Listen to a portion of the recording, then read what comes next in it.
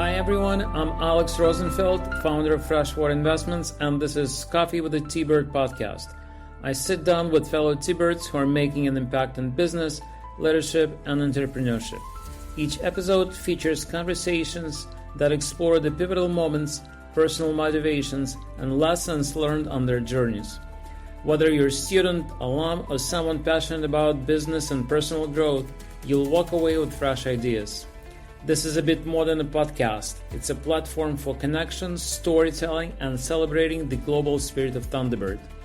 This podcast is sponsored by Freshwater Investments.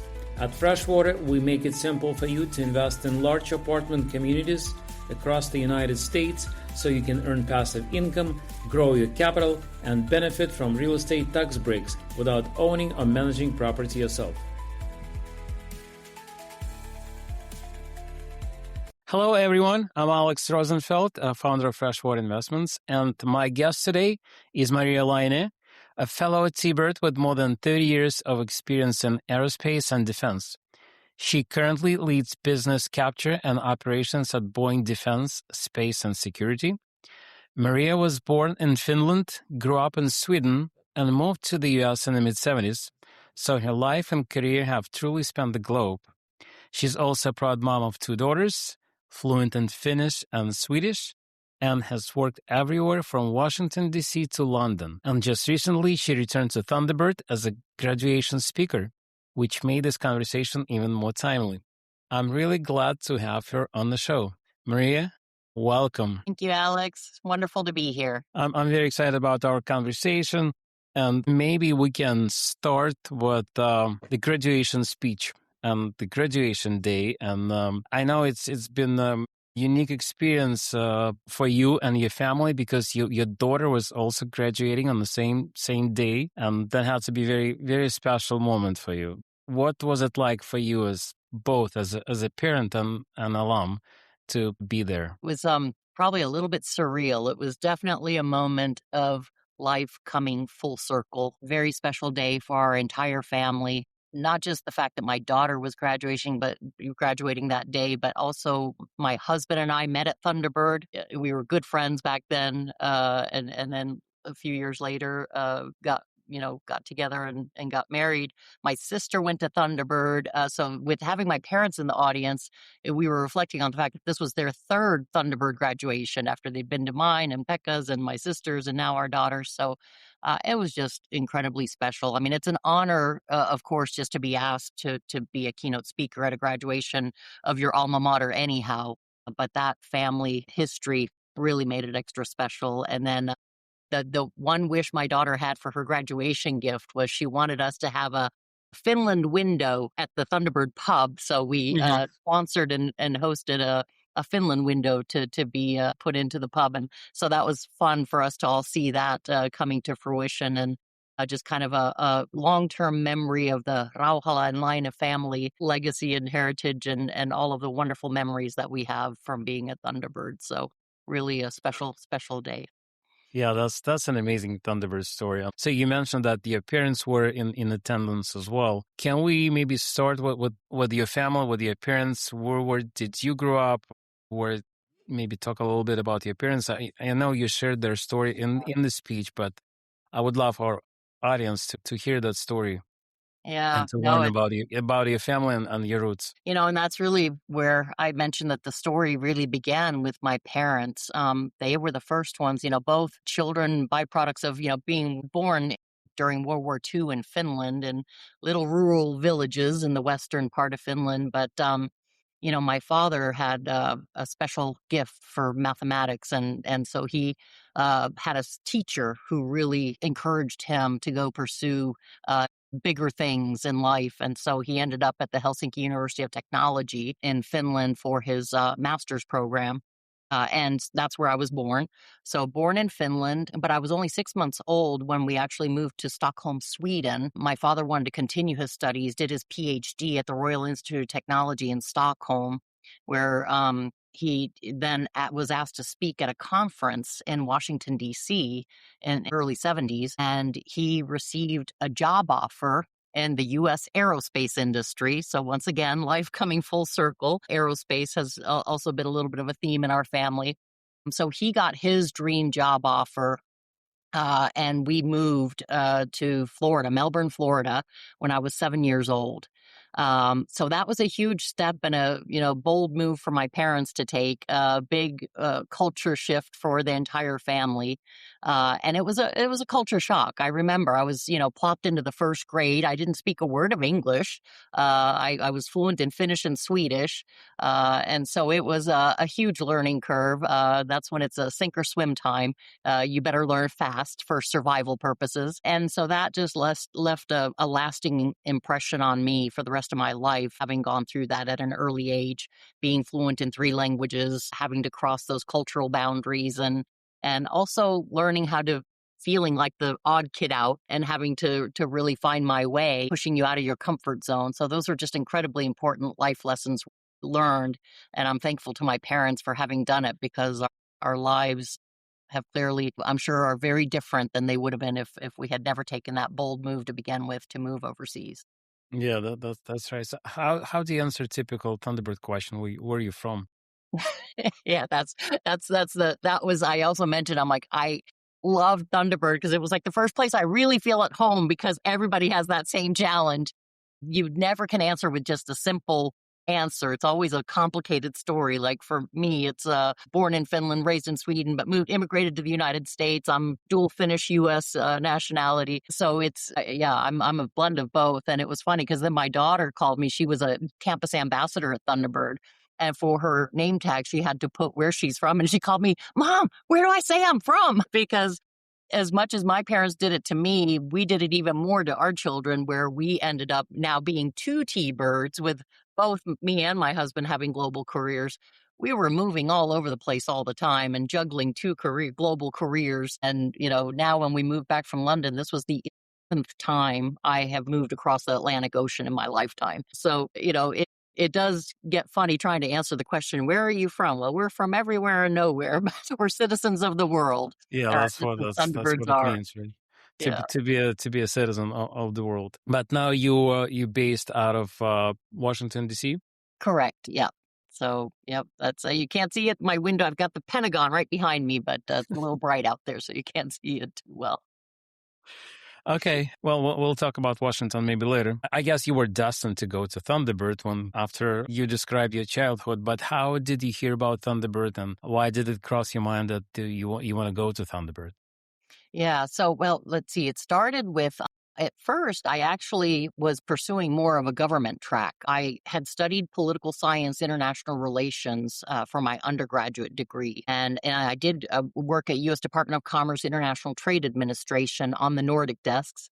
But it was during that time, I did have a great boss at Commerce Department. She was really good. I learned a lot. But I also realized that I think I prefer to be on the industry side. We were helping U.S. companies into the global export markets. And I realized I really think I want to be on that industry side. So I knew that I would have to, pivot, and it would be helpful to get an MBA or a business degree on top of my political science, international relations degree. So when I looked at schools, Thunderbird obviously stood out for me because of the global connection. I knew I wanted that international global focus. And so Thunderbird was unique, but I had also worked with several people that were Thunderbird alum. And so I had a good impression of the school. I had attended actually a lot of Thunderbird events as well. So I was very familiar with the school and the people, but it was the thing that really clinched it for me too was that back then Thunderbird had an exchange program with the Helsinki School of Economics MBA program. Mhm. And that attracted me because I had never lived in Finland after I had left when I was just a child. So I really wanted that opportunity to live and work in Finland again. So that worked out well. And then my boss at the Commerce Department actually arranged for a part-time job for me at the U.S. Embassy in Helsinki when I was studying there. So it was just a brilliant career resume booster to be able to also have that U.S. Embassy experience, and while I was studying and doing my MBA. But that's how I ended up at Thunderbird. That's great. So what were your favorite memories from Thunderbird time? from Glendale campus? Yeah, the Glen, it was always the people. I mean, at first, of course, it was always a bit of a shock getting out there to the Glendale campus back then, where there just wasn't much else. But it was the people that made it so phenomenal, and just realizing all of a sudden, again, I'm with people similar, and you were similar to me in terms of having a little bit more global exposure. But it was also humbling because you think, okay, so I speak 3 languages. I've done this, I've done that. You get there, you're like, I'm not worthy of these. My colleagues had all seen more, done more, experienced more. So you're just in such an incredible group of colleagues and cohort that you learn from each other. And so it was just an incredible experience. But the one thing that I will be eternally grateful for was probably the only school or MBA or business program of any kind anywhere in the world that offered a very unique and niche course in something called offset and counter trade. And this was something that was very unique to the aerospace and defense industry. And I found it fascinating. I took a class on it. There was a Thunderbird alum who was teaching the class. He was working at McDonnell Douglas Helicopters in Mesa, Arizona, Gary Pacific, and he came in to guest lecture one day into one of my classes, and he mentioned in that class the fact that we were on the cusp of winning what single largest bilateral defense deal between the governments of the United States and Finland for the sale of 64 F-18 fighter jets to the government of Finland. And that perked my attention, got me excited, and I went to introduce myself to him and chatted with him. And I was on my way to the program in Helsinki, and he said, well, the decision's going to be made while you're there. So make sure that you keep your eyes and ears open, because if we win that program, we're going to be looking for someone pretty much just like you with your background to come work on that program. And sure enough, that is exactly what happened. So I was in my class at the MBA program. I was working at the embassy, and there was a job posting in the Helsingin Sanomat, in the Finnish main newspaper. And it was a job description as if I had written it for myself, and submitted my resume, and they called me almost the next day. And I had a job lined up before I ever graduated from Thunderbird. That's amazing. That's amazing. So how did the job turn out? Well, yeah, pretty good, I would say, since I'm here 32 years later. I had no idea when I started that, 30 years later, I would be, in all of these phenomenal roles that I've gotten to do at the Boeing company.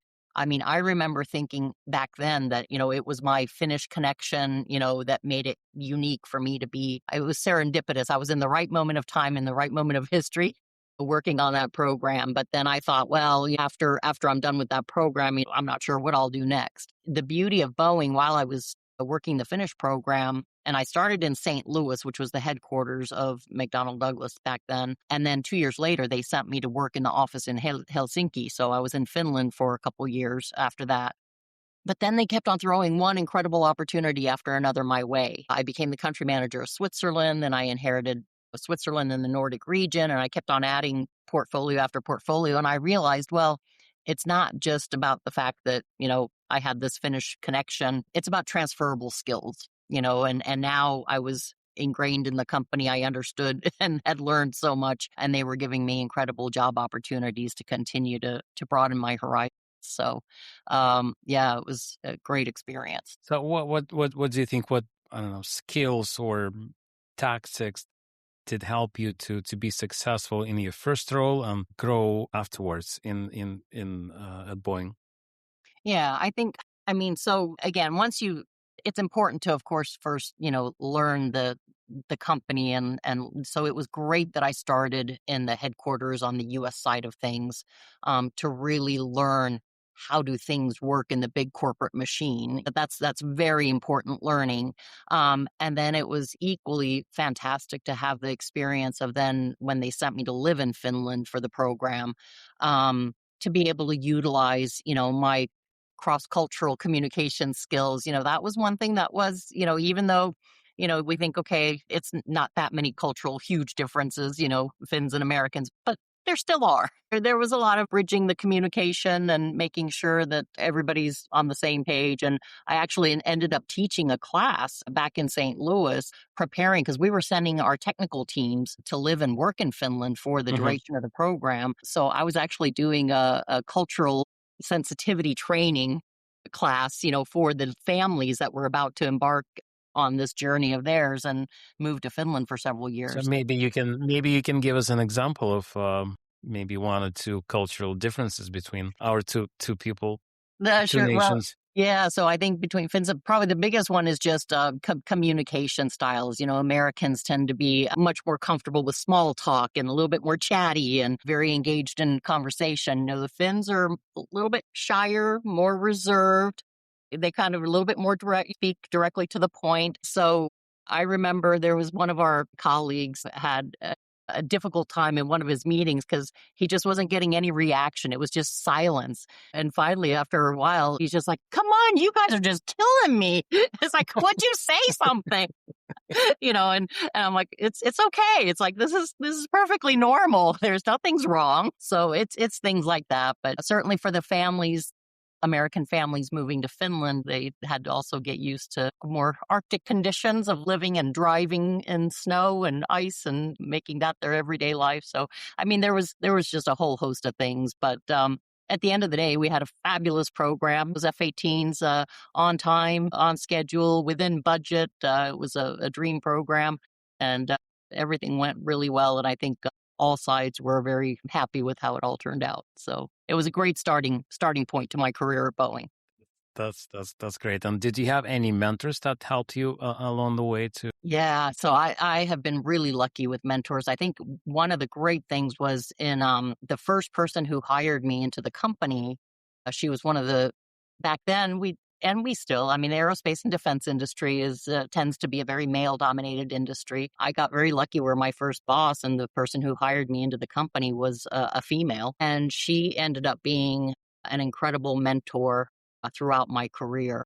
Really helpful. So when we think about on whose shoulders we stand, the people that we learn from, the people who guide us, the people who really help us on our journeys, she's certainly one of them. But there have been many. So I think mentorship is absolutely incredibly important. And that's why now that I'm 30 years plus into my career, I'm trying to give back as much as possible and mentor as many younger, newer leaders as possible to give the same benefit that I had when I was coming in to the business.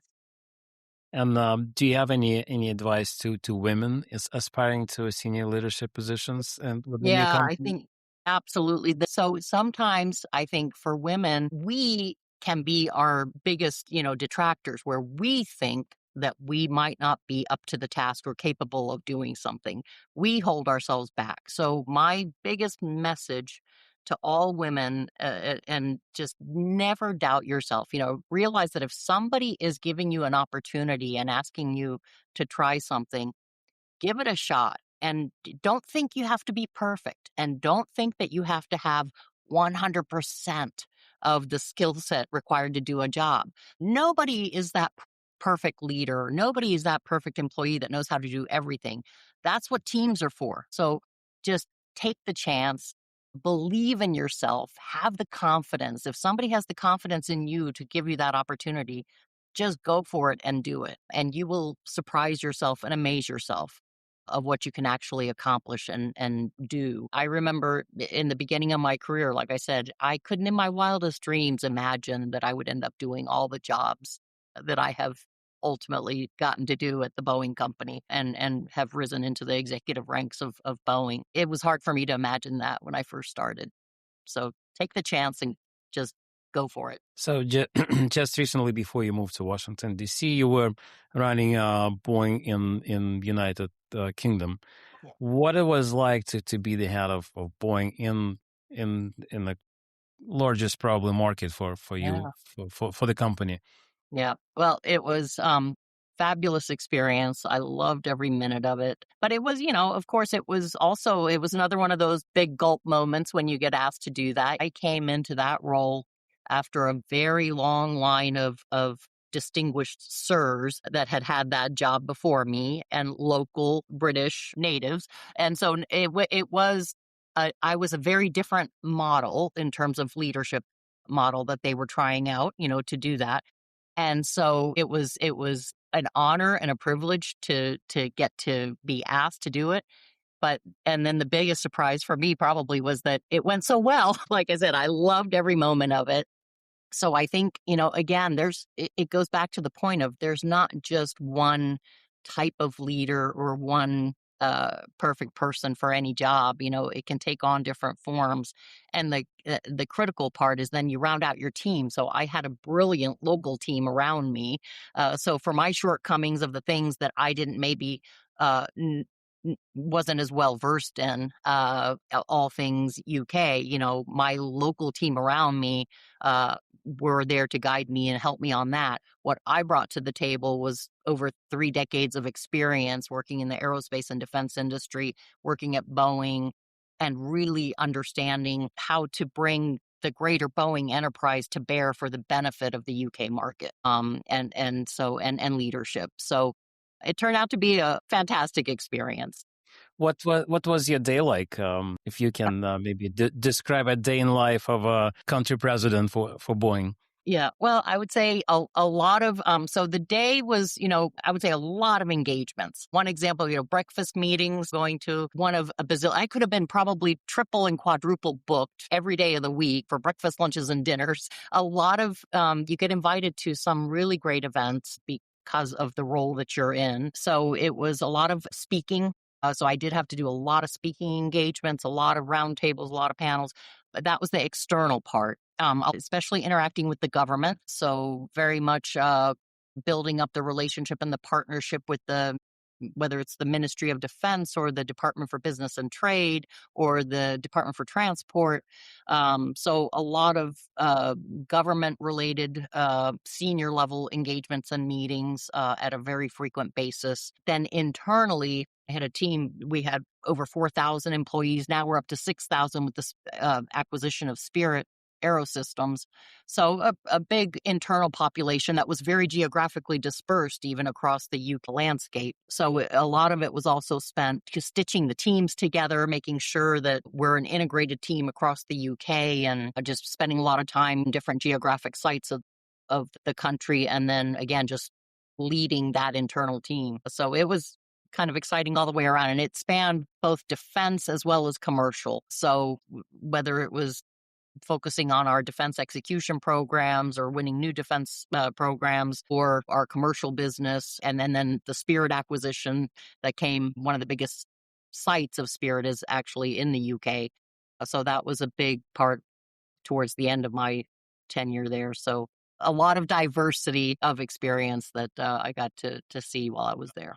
That's great. And so when you have so many things on your calendar, how do you pick those few priorities that's very important to accomplish today or tomorrow? How do you prioritize things? And it's more like a tactical question of staying organized and focused. Yeah, well, it's tactical, but also strategic. So we do try to do a good job of setting out, our strategic priorities and objectives and goals for the year to start the year with. So let that be your guiding light. So it comes down to, if I'm doing this, that, or the other thing, how is that helping me achieve the objectives that, we have set out for the year? And then you go kind of start picking and choosing what you're spending your time on, because you're right, there's not enough hours in a day and you can't do everything, and you certainly can't do it by yourself. So that's the other point, was divide and conquer. Okay, so if I can't be cloned and I can't be in 3 places at once, then make sure I have the right team, which I did. I had a fabulous team in the UK to send my delegates to represent me at the other events. And then again, prioritization based on what are we measuring ourselves on when all is said and done, based on the goals and objectives set for the year. So it's strategic and it's tactical in terms of, okay, who's available, who's got the time, and who can go where. Excellent. And so you said a few times that it's important to have a great team around you. What are your hiring principles? Like, what are you looking for in people when you hire to be a member of your team? Yeah. I think that's a really critically important question. And I think the answer to it is you always make sure you know yourself and you know your team and you understand what are your strengths, what are your weaknesses, and where are the capability gaps. And then make sure that you're hiring people who are filling your capability gaps. So again, as I said, one leader does not have the answers to everything and does not have the full skill set to do everything. So we need to make sure that rather than often a tendency and a bias, probably an unconscious bias where people might hire someone who they feel comfortable with, or might think like them or be like them, but do the opposite. Hire somebody who is going to give you a diversity of perspective, or comes from a totally different background. I remember I learned it early on in my career working in a company like I do. I mean, it was almost kind of intimidating being around so many brilliant engineers and scientists, and not to mention military leaders, generals, fighter pilots. And you think, oh my goodness, they have such incredible skills. But they're very different skills from the skills I have. And by complementing each other and bringing the diversity of a team together, it's amazing how much more you get done and can accomplish by rounding out the picture by having that diversity of experiences and skills on the same team. So that's a great advice. And what cultural fit means for you? When you hire people, do you look at cultural fit? And if yes, what is it like? How would you describe it in your own words? Yeah. Well, let's see. Culture can mean many things. I mean, I think from a Boeing lens and an organizational culture right now, our values and behaviors as a company are critically important. So right now, and I think it's because we're so focused on it, that's why culture to me is not necessarily even culture of different nationalities or backgrounds. One thing that is important is that we are hiring people who espouse our values and behaviors. The things that we need to do to be the great iconic company that the Boeing company has been known to be. So I think it's important to make sure that we have people who believe and can live by those values and behaviors. That's one aspect of culture. Now, on the totally different part of culture, which is more the Thunderbird, different nationalities, languages, that is absolutely critical too for getting it right when we're pursuing global business pursuits. There is nothing more important than us being a global company, having the right kind of people locally interacting with the customers, can speak the same language. Really, it's a different type of conversation when you have somebody who is ingrained in the culture, can speak the language. And so we have to have a balance. But like I said, you need different strengths and skill sets. So in our business, combining that local knowledge and culture of our teams that are deployed all over the world, it's also important for them to understand what does it really take for things to get done at the Boeing company. And so you want to marry them up with, the right partners back in the U.S. and in the headquarters, so to speak. So it's getting that blend right is what makes, I think, the perfect team and what allows us to achieve success. Yeah. Yeah. Okay, let's talk about the future a little bit. How do you see the artificial intelligence changing aerospace industry overall? How do you see that future in 5 years? We're going to have self-driving planes anytime soon? Yeah, well, so I think aerospace and especially aerospace, I think we're almost like a front runner in that area where I think when you say AI, a lot of people are thinking generative AI. In our sector, it's not really about the generative AI. It's about the technology that we have been developing and working on for years and years that already, I mean, at the end of the day, airplanes really kind of almost do fly themselves. And certainly in the defense division, we've got things like the MQ-25 Stingray, the MQ-28 Ghostbat. They're drones. They're uncrewed autonomous aerial vehicles, that fly themselves, or our Whisk, which is going to be a commercial air taxi, basically. So we've got those capabilities and technologies, and it's not just in the platforms themselves, but it's how we're designing airplanes. I mean, so the digital technologies that have enabled us to now, early on in the design process, we're producing digital twins so that before we're in the production side of things, we already know how systems are going to work together, and it's all using computer-based simulation and modeling and all of the artificial intelligence and learning machine models. We can do a lot up front in the design phase before ever launching a new product. So that's critically important. The other area where it manifests itself is in maintenance, using data analytics for predictive maintenance and being able to make sure that you're addressing issues before they become problems on your aircraft. So we've been using a lot of these tools, and they're really incorporated in the entire life cycle of our products already, from design to production to the aftermarket service and maintenance. So we're just going to continue to see more of it. Yes, autonomous airplanes are, especially in the defense side, huge focus on that, and a key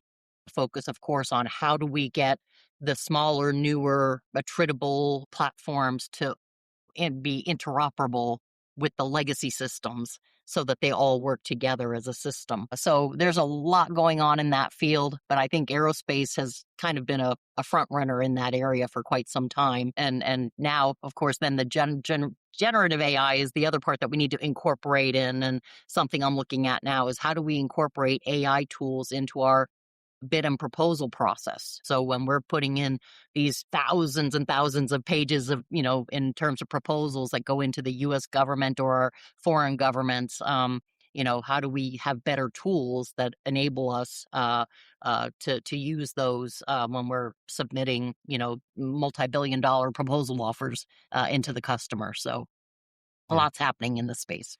So the industry is changing with AI, and the skills changing with AI. Like, do you have an advice to young kids graduating from colleges? So what they need to be focusing on to be successful in the new AI environment? Yeah. So, I mean, the technology, of course, it's important, and learning how to incorporate it and use it. And yes, of course, there's going to be some jobs that might not be around in the future because they can be done better by AI and other tools.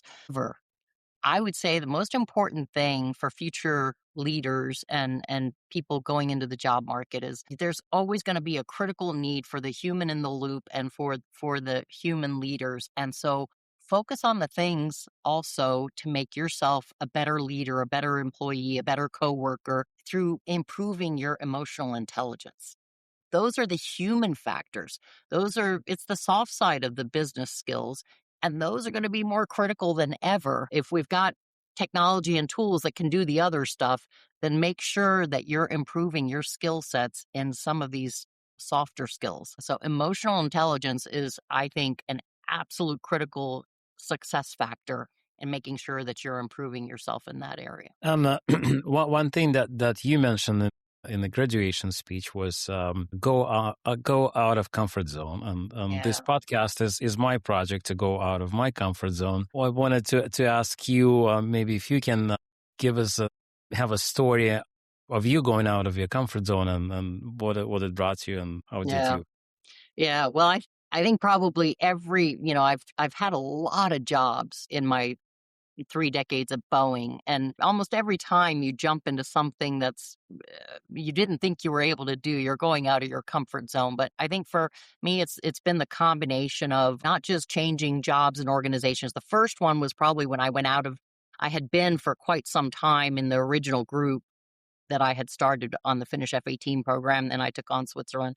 So the first one was when I jumped out of that core team of business development and I jumped into a business unit, and I became our manager of Europe, but it was totally different environment. So, and we also ended up moving to Europe again during that time. We lived just outside of the Geneva area, and I had to all of a sudden be using French quite a bit, which I had studied, but I hadn't used it in a long, long time. So it was the combination of taking on a brand new job, being located in a brand new geography, in a new business unit, and just kind of learning things all over again. So that's always, but it's amazing how much you grow every time you take that push, go out of your comfort zone.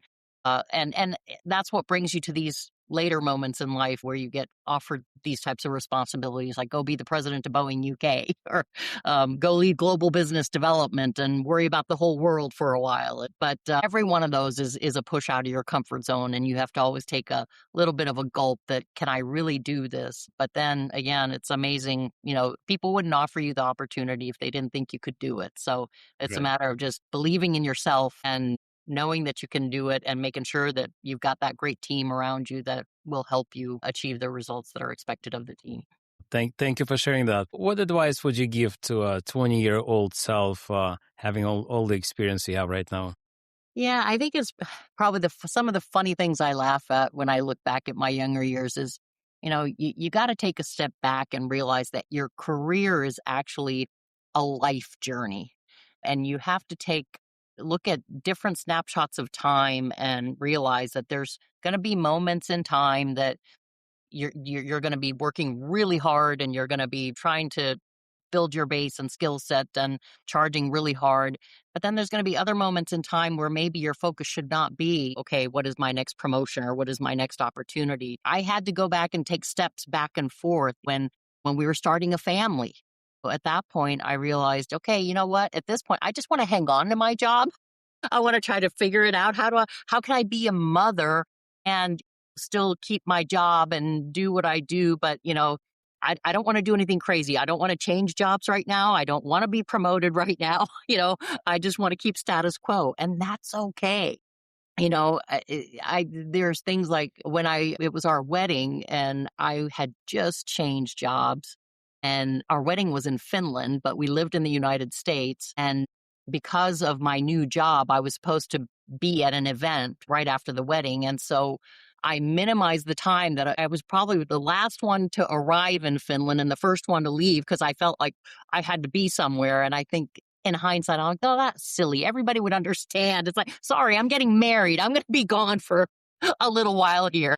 So they realize that you've got your whole life to live and just take it at pace and remember what's important at which points in time in your career and your life. It's all worked out great for me in the long run, but you're always wiser when you're older. That's a great advice. Thank you. So Thunderbird played a pivotal role in your life and in the life of your family. Do you have a message to the whole Thunderbird community? Yes. To alums and students, maybe? Yeah, I think, Thunderbird as an educational institute, we need you now more than ever. Same with T-Birds and alums that are out there in the world. So these are really interesting geopolitical times that we're living in. The world is changing at a fast pace. I can't think of better suited individuals and educational institutions to be preparing for what we're up against right now in terms of just the amount of change, whether it's technological change, geopolitical shifts, but the Thunderbird community espouses all that. And as I said in my graduation speech, my goodness, if every person in the world had that same Thunderbird mindset and just had a little bit of that taste of Thunderbird mystique, the world would be a better place. So we need Thunderbird now more than ever. And it is, I would say, more relevant today than it has ever been. Yeah, that's true. And my last question, what's your next dream travel destination? I understand that you traveled the world so many times and crossed the ocean, but is there anything on your list that you would like, a place that you would love to see and experience? Yes, there is one place that has been on my bucket list for a while, but I have not managed to get there. It was a friend of mine, or it was a coworker out of our Bern office in Switzerland. She had been everywhere in the world and had done it all. And I asked her, this was like almost 25 years ago, like what is your favorite place in the world? And she said, Bora Bora. So I've had Bora Bora on my bucket list ever since, and I have not managed to get there. But one of these days, I will get to Bora Bora. Excellent. Well, safe travels to Bora Bora. And yeah. I really appreciate your time, Maria. I really appreciate your wisdom and all the advice that you gave and your stories. And it's been an honor and a pleasure to have you on this podcast. Thank you so much. Yeah. Thank you, Alex. Such a pleasure to see you and to be able to share my story with the Thunderbird community. Thank you so much. Bye-bye. Thanks. Bye-bye.